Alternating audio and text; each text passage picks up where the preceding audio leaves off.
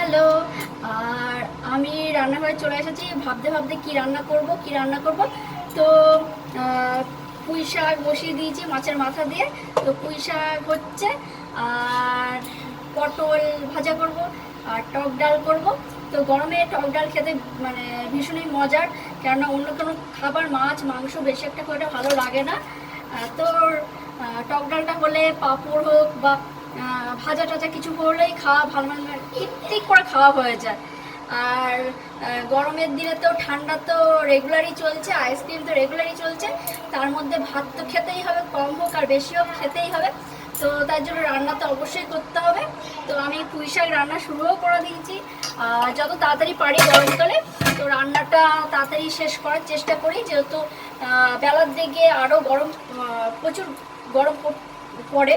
তো যেহেতু ছোট ছোট বাচ্চারাও রয়েছে, ওই কারণে তো ওদের একটু সময়টা দিতে হয়। ওই কারণে তাড়াতাড়ি সব কাজ সেরে একদম রিল্যাক্সে তারপর বসে গল্প। আর আইসক্রিম খাওয়া তো রেগুলারই চলছে।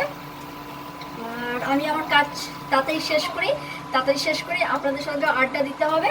তো মেসেজের অবশ্যই, কমেন্টের রিপ্লাইতে অবশ্যই করতে হয়, তো ওখানে অনেকটা সময় দিতে হয়। আপাতত এতটাই, টাটা, বাই বাই।